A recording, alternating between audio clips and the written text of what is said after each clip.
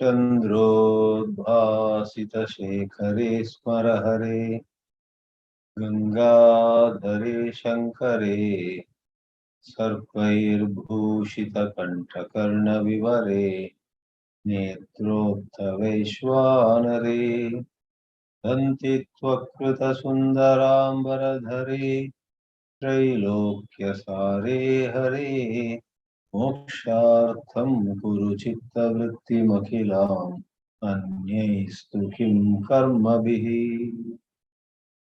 ओम नमः शिवाय।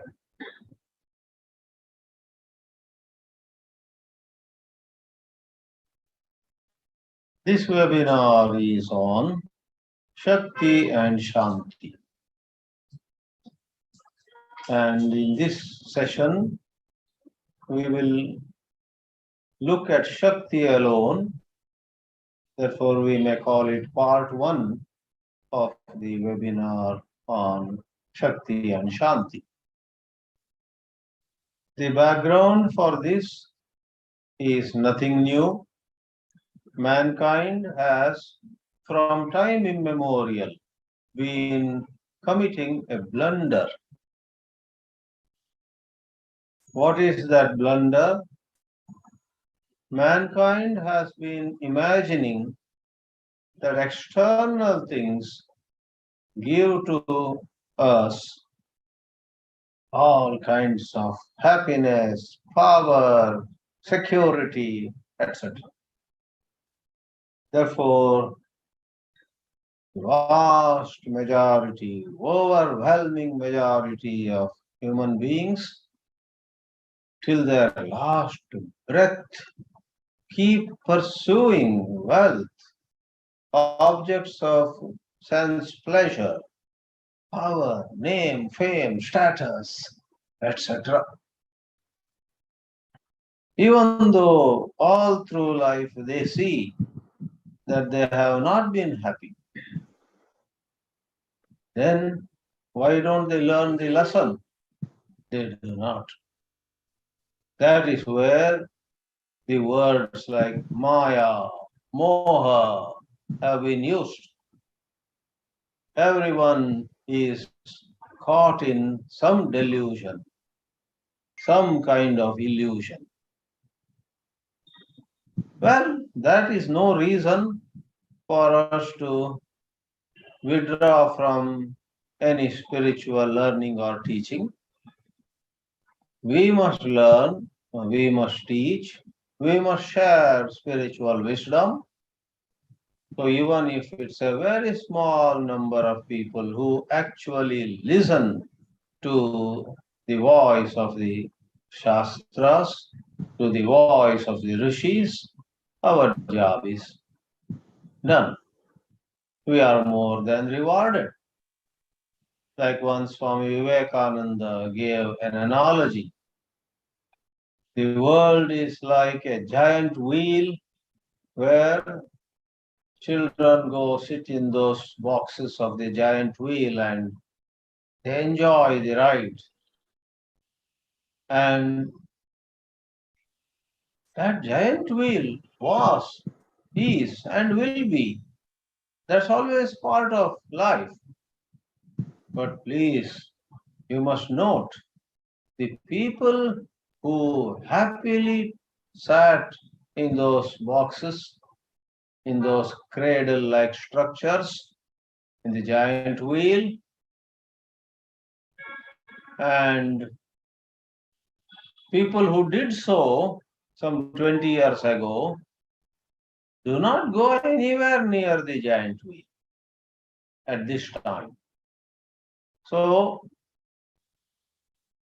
different bunch of children, different bunch of maybe families, they are at the giant wheel.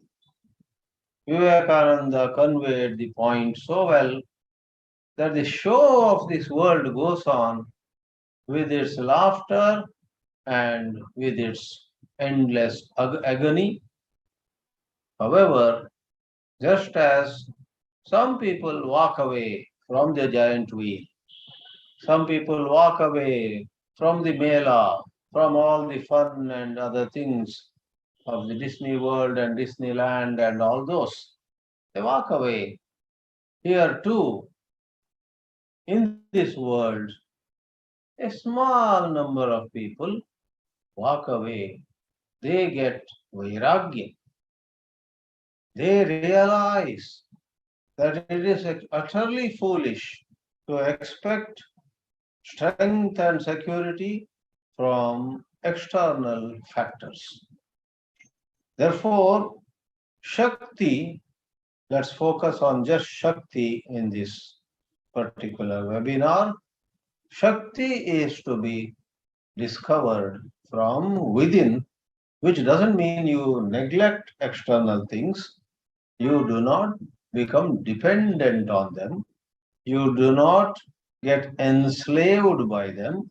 You do not collect too much. You do not gather more than what is necessary, neither gathering nor giving time to their pursuit beyond a certain point is meaningful. So, when we become truly wise, we do recognize our basic needs. We want to live in a healthy and hygienic manner. Therefore, as per our background, as per our social position, we may maintain a certain standard of living. That's about it. We are no more pursuing only higher and higher standard of living. So it is against this backdrop, I would repeat, from time immemorial there has been this error, I called it a blunder. Today also that error goes on, in future too. There will be this error. Today there are some new forms of humanity's blunders. The unbelievable amount of damage that people do, all of us do, to environment, the unimaginable amount of damage we are causing to Mother Nature is one of the greatest blunders at this time. But very few have the patience or the time or the openness of mind to do something about it. Today, the milk you drink is not guaranteed to be pure. The vegetables you eat are not sure to be free of chemicals. The air you breathe is polluted. All this is such a big contradiction in terms. Everybody wants happiness, but everybody, in their own ways, contributes to more pollution, more damage to nature. So we have to deal with that topic separately sometime. But today, in a simple way, we are going to see how Shakti actually comes from within. So at this time, let me open a bunch of just a few slides, 4 or 5. Let's see how.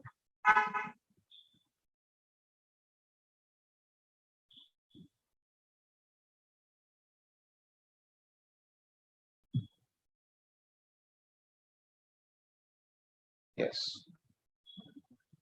So our topic is Shakti and Shānti. In part 1, we are going to see Shakti. And to clarify a bit more, our focus is to recognize how Shakti strength actually is derived from deep understanding of values, not by other factors. What are the other factors? The second slide shows something about wealth. Bhajagovindam, the very popular composition attributed to Adi Shankaracharya, has a very powerful line in one of the verses. Putradapi dhana bhajam bhitihi. When man acquires wealth, he feels on top of the world. For how long? For just a little while. Thereafter, he lives in insecurity. The show goes on. He may show himself off in get-togethers, gatherings, and on certain platforms as, "Aha, I have reached. I am the successful one. All of you have to learn from me," blah blah. He may boast, but really speaking, if you go close to him or her, he actually has fear, putrad api, even from his own son or from his own daughter, his own brothers, sisters, people close to him for decades. If he may fear, either based on solid facts or sometimes imagined fear. Putradapi dhana bhajam bhitihi sarvatraisha vihita ritihi goes the line in Bhaja Govindam. And one more I quote, the third bullet in this slide. Same Bhaja Govindam says in another shloka, Artham anartham bhavaya nityam. Nityam, all the time. The Acharya advises us, be careful. When there is wealth, do not think that everything will be very good with wealth. Many times wealth, for which the Sanskrit word is artha, can be anartha. Artham anartham bhavaya. There are people who acquired a lot of wealth and then robbery, murder, and many crimes were perpetrated against them. Kings were killed, prime ministers and presidents were killed, billionaires were killed, or they have ruined relationships. Before they got rich, so many people were their friends. After they got rich, everybody has such expectations, endless expectations, and typically a man is unable to fulfill everybody's expectations from him. And then that is when all those whose expectations are not fulfilled start grinding their teeth against the man. Therefore, artha leads to anartha. If we are poor, poverty is a curse, we do not deny. We need to fulfill our needs. We need wealth. But then they say with mathematical precision, after reaching a certain level of wealth, some more wealth and some more wealth may not make any difference to the quality of your living, and there is a high chance of some anartha starting with that extra artha. A lot of our holy books, books of wisdom, draw from Upanishads. Upanishads are therefore called the Mula Srota. They are the original stream. From that stream, tributaries or certain other branches come out. Therefore, we quote here a mantra, even a part of mantra from Brahadaranyaka Upanishad. Maitreyi, the wiser, more mature, more intelligent lady, wife, more wise of the two wives, wiser wife of Yajnavalkya, notices that her husband was all set to walk away from the whole Gurukula that he was running. And she asks, what makes you go? And you are giving half the property to me. Will all this property? Yajnavalkya had gathered a lot of wealth because he received patronage from kings like Janaka. Therefore, he had large campus, a lot of cows, and other aspects of wealth. So when she asks, when I get all this half of the wealth that you have left behind to me, will I be truly happy? The word used is amritatva. Mrita means what dies, what perishes, what comes to an end. Amrita, something that does not end. Therefore, taking a little liberty, we would say, is it possible for anyone to get amritatva, lasting happiness? So I should add in the translation here, there is no hope for lasting happiness at all from money. Context is lasting happiness. Happiness that doesn't die. And Yadnavalkya's answer without batting an eyelid is Amritatvasya asha na asti vittena. Through wealth you cannot get. Many times when you get to know a little more about some rich man, you take your hand to your head and say, I am much better than him. Recently there was a multi-billionaire, Rakesh Junjanwala, who died at the age of 62 only, and his wealth was said to be some 42,000 crores of Indian rupees. Some huge figure. He was a household name, especially for those who are into stocks and shares and trading in things. But he was so unwell. I saw a video of his. He is on a wheelchair, but that video shows him in favorable light. His family and friends have gathered, some function, I guess, and some are singing some Bollywood songs. And even from his wheelchair, he is unable to stand up, but raising his hands, he is making gestures of a happy dance. His face also shows happiness. His gestures show happiness. Surely he would have been happy on occasions like that when all had gathered, probably to greet him. Maybe it was his birthday. Very positive video. How, in spite of his physical disabilities, he was in high spirits. But we would rather think that that must have been here and there. Broadly speaking, all of us would want to be free to move, free to get up and sit down and walk and travel, and free to eat whatever we like.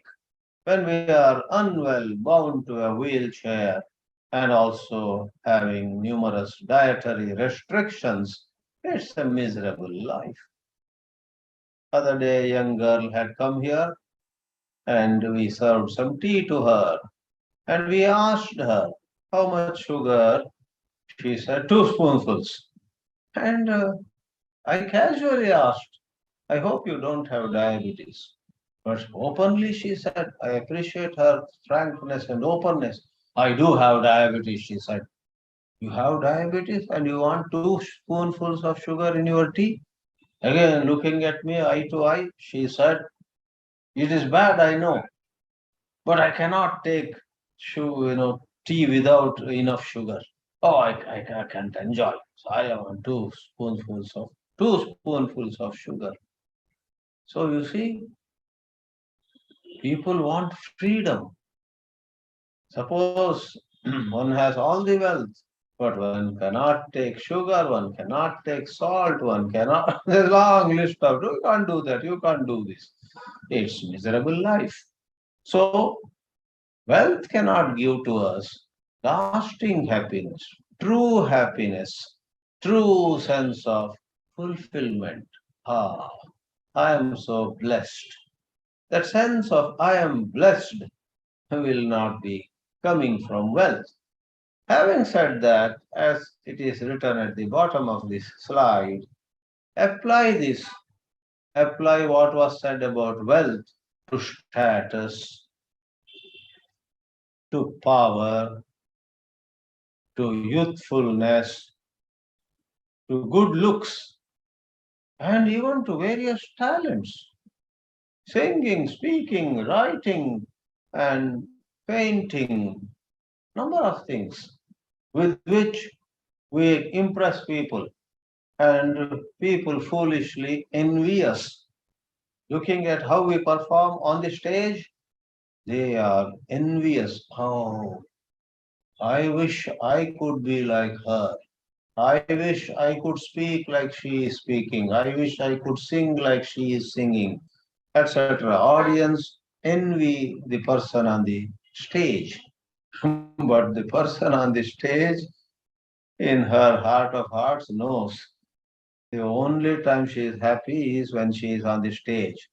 Her personal life, the other hours of her day, when she is not on the stage expressing her talent, are many a time far from happiness. Many actors, after they are done with their career, as they get older, they go into depression. They are so unhappy because they are so used to going on the stage and receiving thunderous applause. Now, old, weak, having some health issue, bound to their house, they are unhappy. So, all these status, power, youthfulness, good looks, some of them go away. Youthfulness vanishes so fast. But some of them, status may remain with somebody till the last breath, but it loses its value. This evening I went for a walk in Mumbai to a new area, discovered a new long park where a friend and I took a walk. And near there, the apartment complexes were clearly looking much richer, better. The apartment complexes in Mumbai can be in a wide range. There are apartment complexes on one extreme, which are, let me not describe, not at all enviable, unenviable. And then other extreme, the apartments of the very rich, where each flat might go into a couple of crores and more. So some sort of that area we had gone. And then we smiled. Well, somebody who has no house of his own in Mumbai would badly want even one BHK somewhere would be such a blessing. Someone who has one bedroom, hall, kitchen, flat wishes if I had two, and then it goes on. And someone who has in a middle class area would want a very clean, neat, shining apartment, flat in the posh area with very many amenities. So, where has wealth or power, youthfulness or good looks, etc., really come by or stood by us? For a while we are happy. Later on, the grass on the other side is greener. So I need not go very long on this in human life. A hundred, 1,000 things which seem to be the source of lasting happiness disappoint us terribly down the road. Therefore, we bring to the or we come to the crux of the matter with a question here. Can values give to us strength? Can values free us from fear? I don't want to go directly to Vedantic heights. I'm talking about values. But my very first bullet in this slide, mind you, cautions everyone. Strength cannot come from mere talking about values. Somebody says, I've written a 500-page book on human values. Somebody else says, on just truthfulness, I have written a 500-page book. Somebody else again claims so much scholarship. What is said about truth in the Vedas, in the Upanishads, in Bhagavatam, in Gita, and in Ramayana? Oh, that person makes you raise your eyebrows. He knows so much about truthfulness. But the question is he truthful? It's like somebody went up the stage and said, I have written now the third book on everything about ego. And then with chest up he said, nobody so far has written so much about ego as I have done. Ah, he is talking about ego, and his having written 3 books on ego has made him so egoistic. A contradiction terms. So when we say values are the source of strength, not just verbal knowledge, wordy knowledge, memorizing shlokas and mantras and anecdotes and examples and this and that. Great strength is ours. The second bullet says, when we assimilate noble values. It is said Yudhishthira from childhood was someone who went on assimilating. In one of the little stories, it is said that Dronacharya once went on a 10 days leave. And before going on leave, Drona said to 5 Pandavas and 100 Kauravas, when I come back, you all should tell me about at least 10 human values: truthfulness, non-violence, cleanliness, straightforwardness, respect for elders, inclination towards spirituality, withdrawal from indulgence in sense objects. We have long lists everywhere. He said 10 values at least you should study well and report to me. When he came back after 10 days, almost every student was ready with a wonderful, eloquent answer to that question. Everyone said, these are the 10 values. These are the 10 values. And I like forgiveness. I see great importance in compassion. Something or the other. Everybody highlighted, but everybody gave 10 values. Yudhishthira got up when his turn came and said, in the last 10 days, sir, when you were away, I began with truthfulness, and I'm still on that only. I did not go to the second value yet. He was assimilating, he was seeing, he was trying out, he was experimenting, he was watching himself all through the day. Have I deviated from truthfulness, etc.? No wonder in the entire Mahabharata, Yudhishthira stands apart as an embodiment of dharma. Truthfulness, as the third bullet says here, is a source of strength. There was a simple sadhu, a monk probably, when Alexander had attacked India, and Alexander's teacher, I believe, had told him back in Greece, when you go to India, India has a lot of wealth, India has a lot of other things, but above all, India has some great saints. See whether you can bring one great saint with you when you come back. So Alexander remains maybe towards the tail end of his days in India. He tries to take a saint away from India. The saint refuses to go. Alexander gets angry. In this well-known story, the saint is put behind the bars. And then there are 2 versions of what happens next. In one of them, Alexander one day takes his sword out and says to the saint, you better come with me to Greece, otherwise I'll kill you. And the saint says, oh, really? That's interesting. But, oh, emperor, even as you see this body going to pieces, I will also be seeing this body going to pieces. I am not the body. Alexander was baffled, dumbfounded.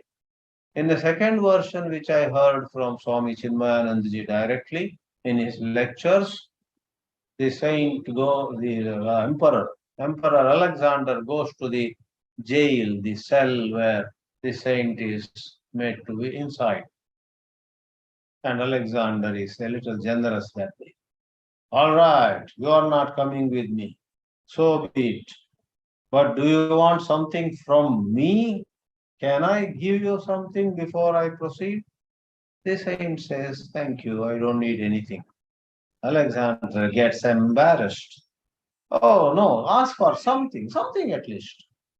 And then the saint says, if you really insist that you want to give something to me, you want to do something for me, please move aside a little. You are blocking the morning sun.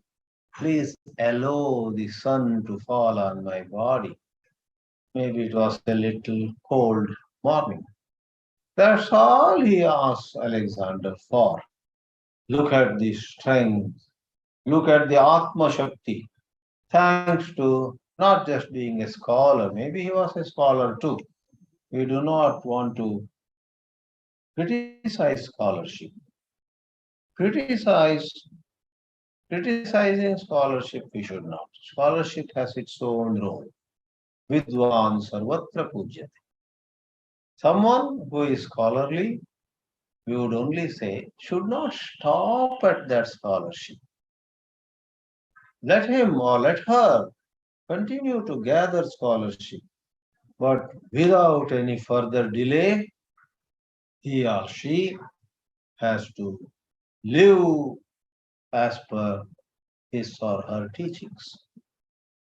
He speaks to an audience about the importance of, let's say, forgiveness, Shama. He must work on himself so that he actually forgives people who have insulted him, etc. So, truthfulness and other human values, when assimilated, when we become passionate, find your way how to be passionate. One tip we may give you is start small, grow big. If you, for example, believe that you must do yoga every day, but you have not been able to do 5 minutes in the morning, 5 minutes you can extract definitely. And when you actually start, you will enjoy, you will do 10, 15, 20 minutes. Be regular in that 5 minutes minimum. You will finally see that you will do much more. This applies to a number of areas where we can, with a little gentle use of our will, can develop good habits. Truthfulness on a subtler level is a highly valued habit. Self-control blesses us with Shakti. A lot of times we live in regret, in guilt, in shame. Oh no, why did I do this? Why did I say that? Why did I? We repent. And typically, 9 out of 10, if not all 10 of them, are because we lacked self control. Something came to the tip of our tongue and we recognize, hey, this I should not tell, this I should not speak, I should not say. But then no self control. It just goes out. The words go out. You cannot take them back now. So, in matter of eating or speaking or doing something or not doing something, we commit errors of commission and omission. An error of commission where we do what should not be done, and an error of omission where we don't do what should have been done. That's the meaning, as you know, of commission and omission. If we have greater self-control, which is a human value, we don't have to be great scholars. We have some scholarship, we have some basic outlines, and we are working more on learning the Shastras better, whatever Shastras they may be. But we have taken necessary steps to develop self control. We are working on our own sadhana also, along with reading, listening, collecting information. Then Viveka arises, Vairagya arises. Bhartrahari therefore rightly said, Sarvam vastu bhayanvitam bhuvi nrunam vairagyameva abhayam. In his Vairagya Shataka, he says, everything in this world, if not immediately, in the due course of time, is accompanied by fear. Sarvam vastu bhayanvitam bhuvi on this earth. Vairagyam eva abhaya. When we have true vairagya, and in spite of our best effort, we lose something, we will have that unbelievable equipoise and an inner insight. All right, it has left me a little sad, but it's all right. I am not so attached to it, to him, to her, or to this project, or to that place, or to that position. Because you and I get attached to many things, gross and subtle. We get attached to silly things also, as well as serious things. But when there is vairagya, not that we live foolishly and let everything go away from us. No, we act responsibly. Not that we allow somebody to occupy our house or somebody to grab our land, somebody to do a fraud and empty our bank account. That's not vairagya if we sleep over that. But vairagya is, even though we have been cautious, careful, responsible about our own property or some property where we are entrusted with, we are asked to take care of it, and somehow, despite our best effort, not just intention, but effort also, intelligent effort, we lost it.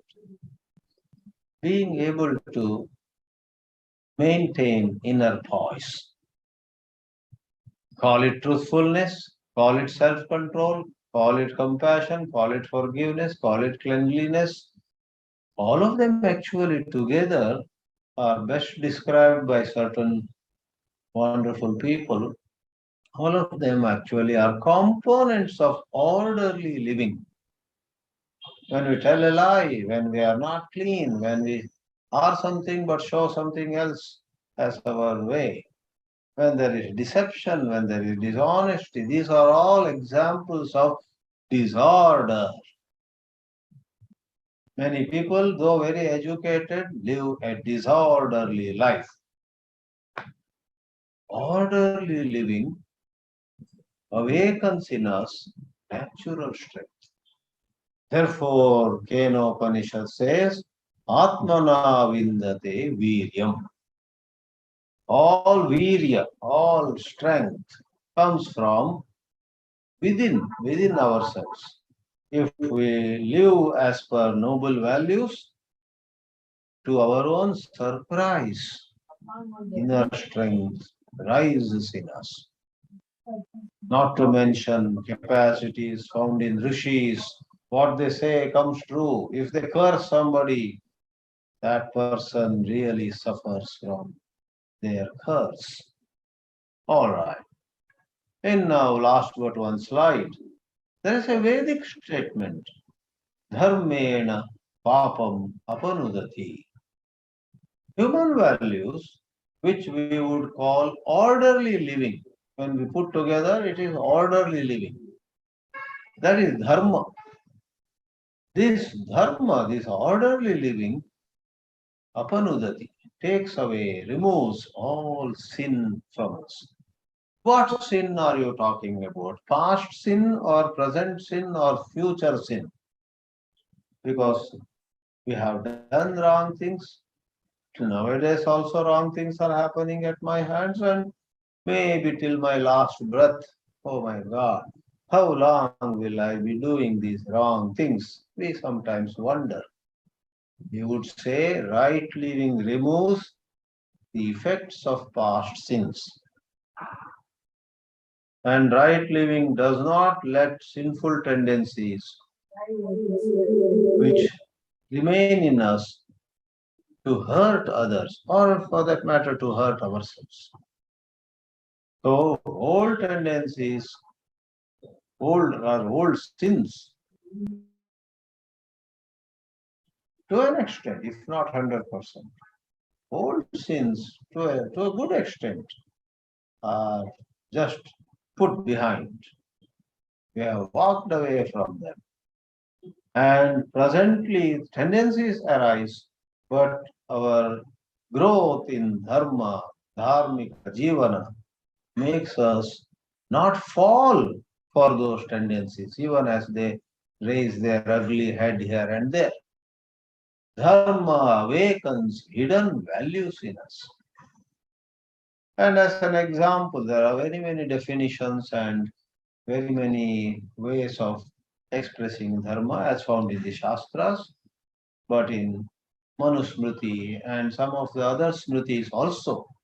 This shloka, some places with minor changes, is present and it's much quoted. Dhriti kshama dhamo asteyam shaucham indriya nigraha धीर विद्या सत्यमक्रोधः दशकं धर्मलक्षणम् धृतिः.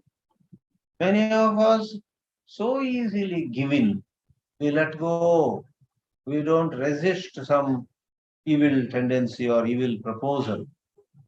Somebody suggests that we do something which we say is not right, is not, should not do. And that person says, don't worry, once in a while you may do it. We are all here to protect you. Just go ahead, do it. We yield. When we do not yield, that is dhruti, dharana shakti, shama, forgiveness.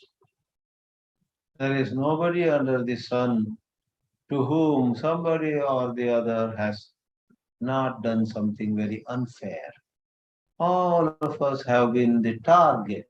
All of us have been at the receiving end of some injustice, some unfairness.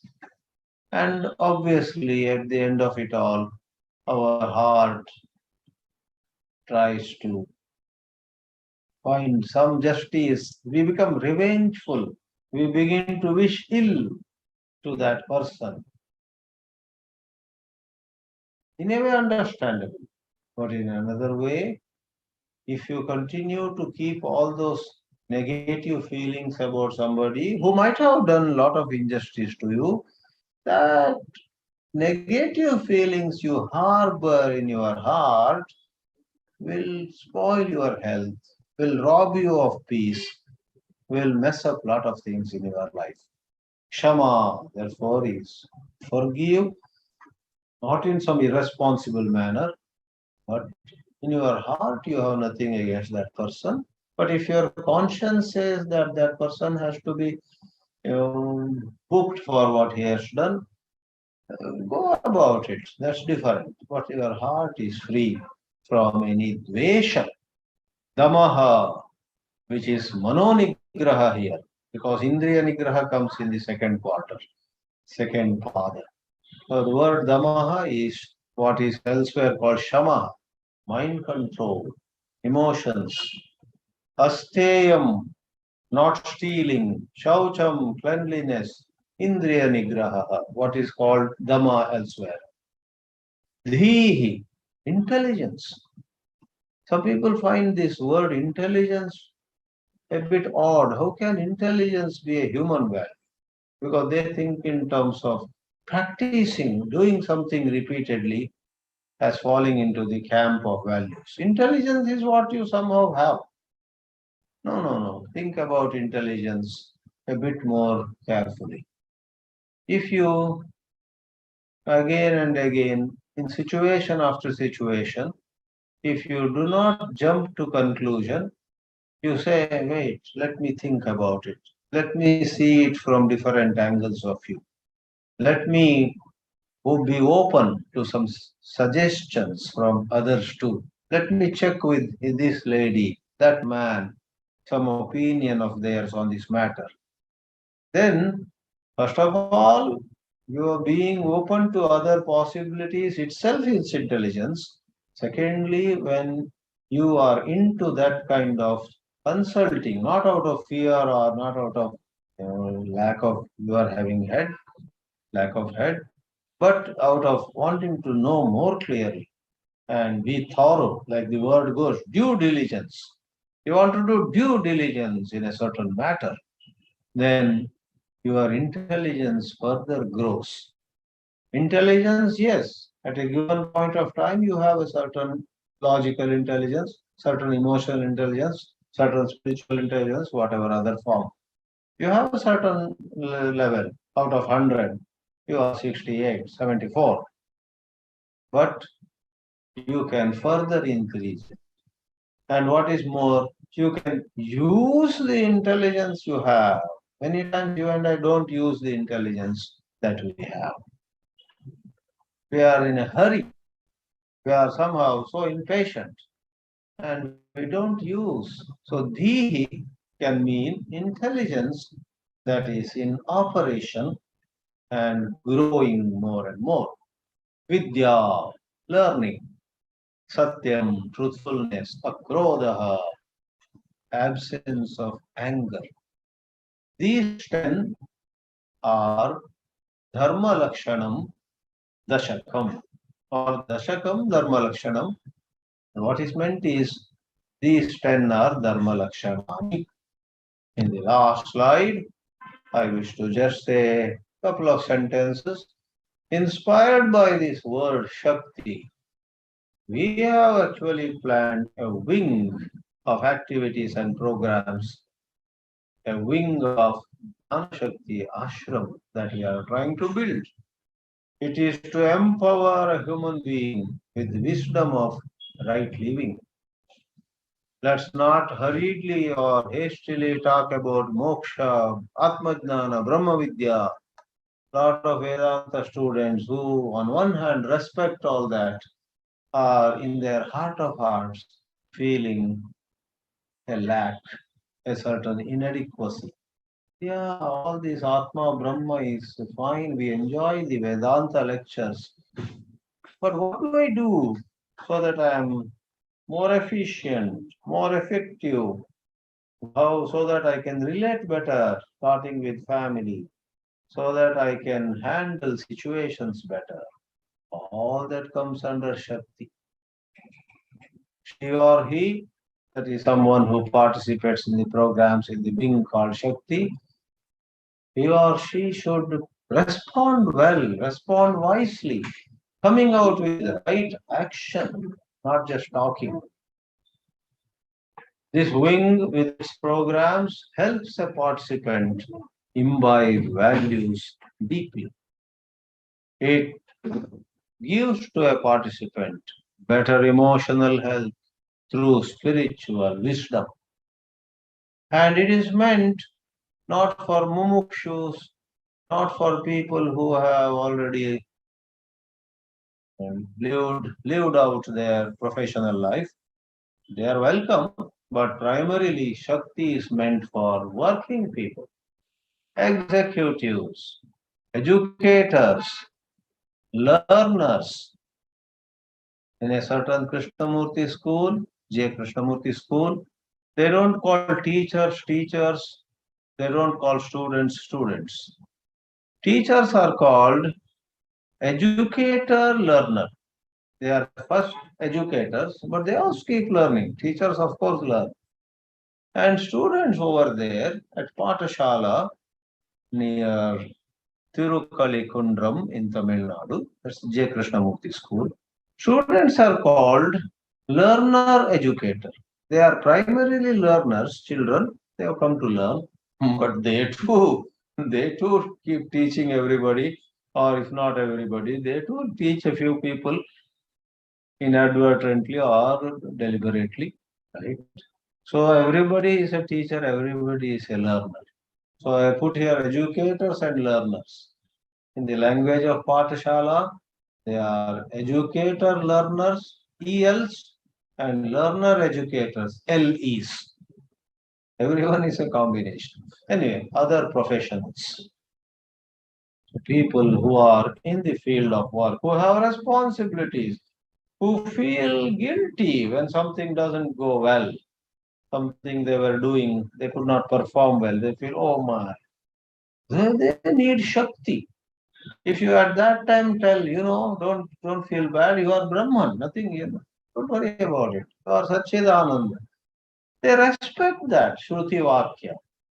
But that's not the need of the hour. They need some empowerment, whereby tomorrow they do the same job 5 times better than how they did today. So that is. And lastly, you may ask, okay, how will that work? How will that wing function? One way, there are many ways. One way, of course, is the texts which teach dharma, portions of Gita, portions of Ramayana, Vidura Niti, it's an excellent text on dharma, Chanakya Niti, where Bhartrhari is Niti Shataka. All of us know Bhartrhari wrote 3 shatakas. Niti Shataka, Shringara Shataka first, Niti Shataka, then Vairagya Shataka. A friend of ours in California found out there's a 4th Shataka, Vijnana Shataka. So recently he sent a copy of a book published by Chaukamba in Kashi, Varanasi, Shataka Chatushtayam. Bhartrhari's Shringara Shataka, Niti Shataka, Vairagya Shataka, well known. Then there is Vijnana Shataka, which is all spiritual wisdom. So Chaukamba publishers have brought out Shataka Chatushtayam. I'm presently trying to study it, read it. So, selected mantras from Upanishads. Because Upanishads have mantras about the indivisible Brahman, and they do have many mantras about right living as per nobler values.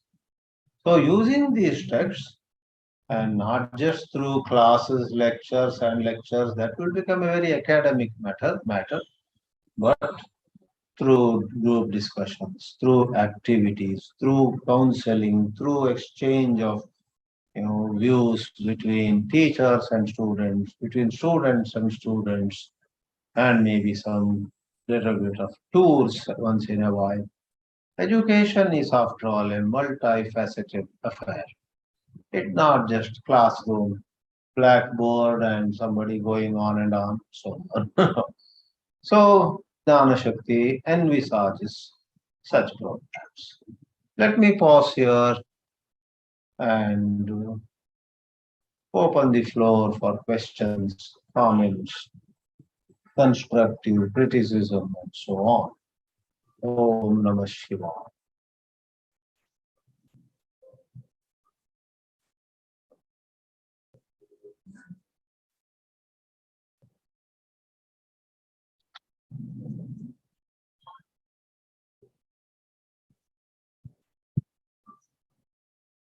Okay, please feel free to ask or comment. Keep your microphone on when you speak.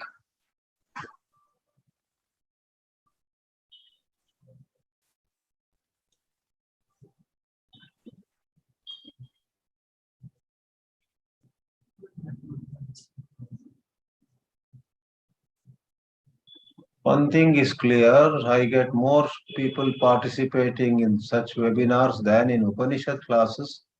One thing, therefore, is clear, people like to hear about this dharma vichara, how to live more effectively. That's good. I too like to speak on this. Shakti and Shanti. Nobody denies the need for Shanti, but the immediate seems to be Shakti. Everybody wants, empower me. We too want to climb hills. We want to cross rivers. Sure. I fully am with you. Namuna. Yes, did Adya, your mic is off, Adya ji. Adya Tripathi is the man who sent to me that Shataka Chatushtayam. He lives in California, but he has ordered that so that Kashi has sent it to Varanasi. Adya ji, आपका volume क्यों कम है? मैं सुन नहीं पा रहा है तो मेरा. Okay, let me see. Can you hear me, Swamiji, now? Yes, yes, I increased it to my 92 out of 100. I'm able to hear. Yeah. Yeah. Swamiji, I have one quick question. In our mythology, there is story of conflict between sage Vishwamitra and sage Vasishtha. Oh, So yes. there is a Sanskrit slok, like I don't remember the slok, but it says something like Dik Dik Chhatri Balam Brahma Tejam Balam. Yeah. So Oh, yeah. That's the Shakti means like what Vasishtha embodied, the Brahma Shakti as Brahma Balam. Yeah. Brahma Balam as compared to the physical Shakti. So Swamiji, today's pravachan, you elaborated on the Atmic Shakti. So I just Correct. want to make a quick comment, Swamiji, on that. Sure. Very right. So, in that famous episode where Vishwamitra suffers defeat at the hands of Vasishtha, Vishwamitra says that Dik Dik Kshatriya Balam. He had Kshatriya Balam. He found that he lost and he praises Brahma Balam because Vasishtha raises his Brahma Danda and all the astras get merged or get absorbed in that. Like that, the story goes. Yeah, you're right. So, in modern times, also, various forms of intelligence are finally more successful. Physical health we do need, but we definitely need intelligence. Yeah, Atmic So, Shakti. so many ways. Every country keeps an intelligence wing, who do a lot of terrible things also, unfortunately. Yeah. Your intelligence wing messes up the system in some other country for some strategic benefit. That is the sad part. But intelligence we need. And Brahma Bala really on a higher plane is what does good to the world, never messes up anybody's life. Swamiji, there is one question on chat box. Chat box. Yeah. Kiran asks us, how does right living erase past sins? Does that mean fruits of sins are erased? What I meant is, in fact, in my lecture also I added most of it and so on. The past sins have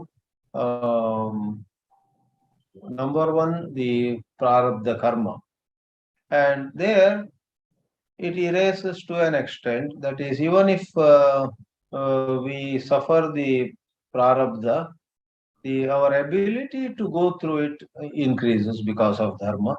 Our ability to look at the, let's say, disease in the body or some financial loss, etc., as okay, uh, with certain balance of mind. In that way, to an extent, the results of past sins goes away. And another thing is, I meant primarily in that the second meaning I am coming to. Sometimes, all of us get rather frustrated that maybe some childhood bad habits have still not left us. Oh. And I was in third grade in primary school, also I behaved like this. Now at the age of 72, also I'm behaving like this. I'm not talking of any particular person, somebody is 72. But that is because we have not assimilated dharma well.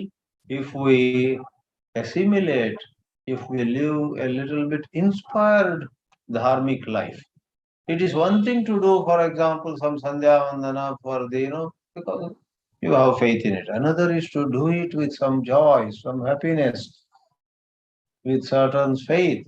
It's one thing to do one mala of Om Namah Shivaya, sitting quietly, not doing anything else that time. TV is off, radio is off. that's not enough. It's quite another, isn't it? When somebody sits for a 5 minutes of one mala of Om Namah Shivaya, and every time he says Om Namah Shivaya, he feels he is, you know, he is in the presence of Shiva. Somebody from Bangalore told me he has visited one's temple in Alsur in Bangalore, Shiva temple, just a few times in life. But he says every day when he does Om Namah Shivaya, he visualizes himself seated inside Someshwara temple in Alsur, Bangalore. He visualizes that intensely. So if one is able to live dharma with a certain intensity, then the second part is a lot of those old tendencies do not rise at all.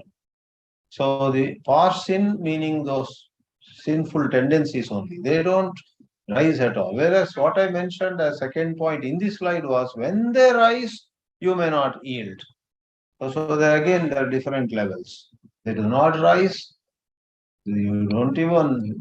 Once somebody, journalist asked Swami Chinmayananji, "Are you free from lust?" And Swamiji said, "Oh, I have forgotten about it. When the lusty thought came to me, I don't even remember." He said, answered like that. Because he indeed, Swami Chinmayananji was living such an inspired life, and negative thoughts apparently did not rise at all in him because of his, immersion. He sort of immersed himself in dharma. Many of us do only lip service to dharma. Then it doesn't impact us much. Yeah, otherwise, I agree with you.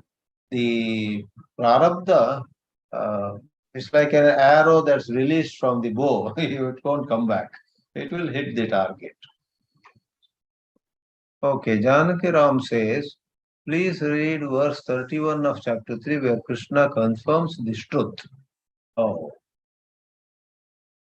that's fine. Yeah, thank you. So, anyone else I have asking one quick, about? Swamiji, I just wanted to make one quick comment, Swamiji, which you Oh, had made in one of your classes in San Jose. Once hmm.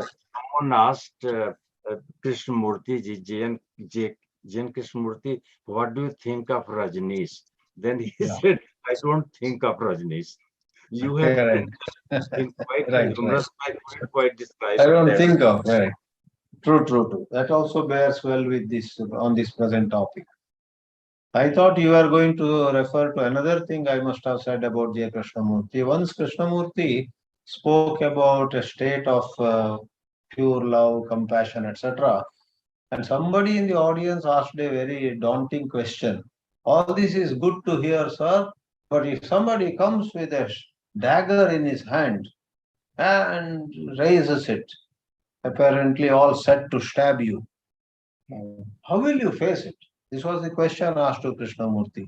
And rather than Krishnamurti, rather than saying before he, some physical action, Krishnamurti says, sir, don't imagine things unnecessarily. Krishnamurti used to call members of audience also, sir. Don't jump to it. Do one thing. If you have understood some of these teachings, leave those teachings for some years.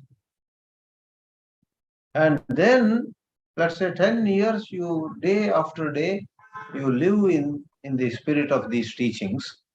And after 10 years, one day, actually, like you imagine today, somebody comes with a big knife. Now everybody is hearing Krishnamurti with very eager ears. What will he say? What should we do? But Krishnamurti's answer was out of box. If you live these teachings for 10 years, and at the end of it, suppose somebody comes with a knife with about to, you will do whatever is right at that time. You will do whatever is right at that time. Unlike Gandhi or somebody, he would have said, no, you say, please kill me, go ahead. Or somebody else, you pounce upon him. Somebody may say, fold your hands and request him, Like what some cow, cow asks the tiger, I'll come, go home, give my milk to my young ones, then come back. Punya Koti. There's a story of Punya Koti. So all kinds of such answers are given. But J. Krishnamurti's answer was very different. If you have been living, I would take the liberty to use word dharma here. If you and I live dharma day after day, then when something like that happens, we can't predict in physical terms, but we will do the right thing. Right response, whatever it be, will come from us, which would surprise us ourselves. How we faced it and how everything ended up well, etc. That also applies in what you said about Krishnamurti saying, I don't think of Rajneesh. Rather than saying, what do I? Yeah, You have mentioned that rather than. in one of your pravachans in Bay Area, you mentioned it. Everyone laughed in the room. Correct. It was in a book of jokes actually, because language-wise also there is a nice construction. What do you think of Osho? This questioner is very eager to get some spicy answer. That he is the biggest scandal or biggest fraud of the modern times, or maybe great praise. Osho is super realized or something. And Krishnamurti doesn't give any spicy answer. He says, I don't think of him. Baat khatam, as you say in North India. Matter is over.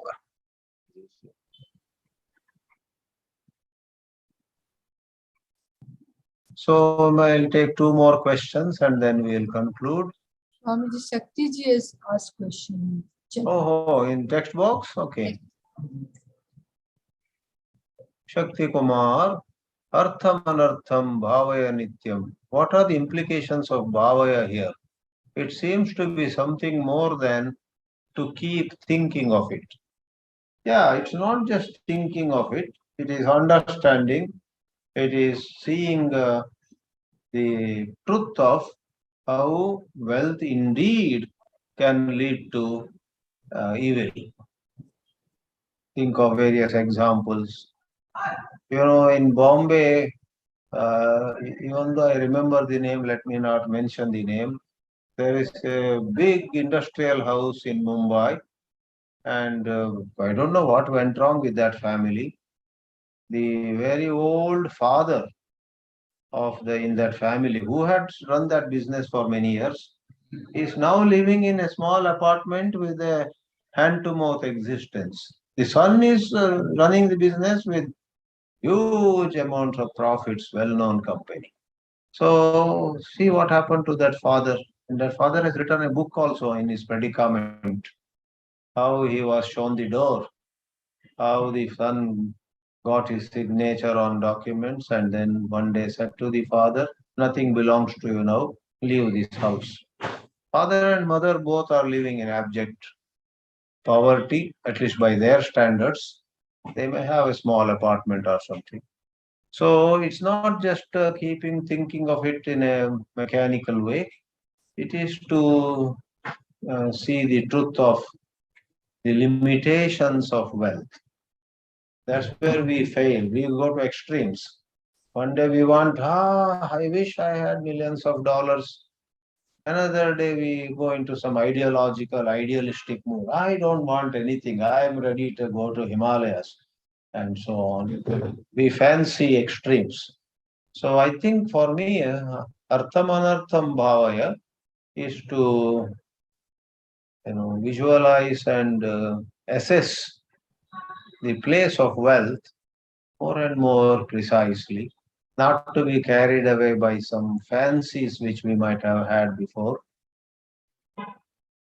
Fancies do rise mechanically. We need to question them. That is inquiry process. Every time you, me, anybody, even a Swamiji like me, sees something very nice and may have a fancy rising. I think this is the kind of place I would like to live in. Wow. Then someone like me also with my scriptural knowledge and other knowledge needs to inquire, okay, very nice, nothing wrong with it, but are you sure you will be happier if you come to this place? Are you sure a change of place will make you happy? Or real happiness? Like that, this inquiry, that is bhavaya.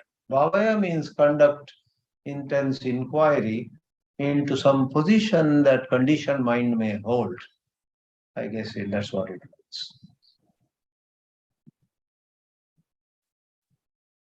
Okay, one last question remains now. If there is any. Yeah. Please turn the mic on if someone has there. Ravindra Murthy has a comment, maybe. Please go ahead. Namaskar. Yeah, the last point that you made, this was just a point I wanted to share with you all. Sure. About 20 years ago, I had gone to Saylorsburg in Pennsylvania, Swami Dayananda's ashram. Yeah. And Swami Dayananda was there speaking, and somebody asked him the same question. Wealth, health, house, all these things. And Swami Dayananda said, wealth for the wealth of wealth is fine, but wealth for the sake of happiness is the problem, he said. And that is, I just wanted to share this with the group. Very nice, very well put, very well. Yeah. A big house for the sake of big house is fine. A big house for the sake of happiness is a So problem. well said. Yeah. Absolutely. Correct. I think that is so well said. Even it applies to many other things. Suppose I have a very crude, simple phone, and I wish I want to have a smartphone. It's so true. Once I get smartphone, undeniably, I am able to do many more things. So in order to do many more things, going for a smartphone, maybe the best iPhone 14 or something, is valid. But like you drew rightly, if I think that once I have a smartphone, I will never be unhappy anymore. That's not smart.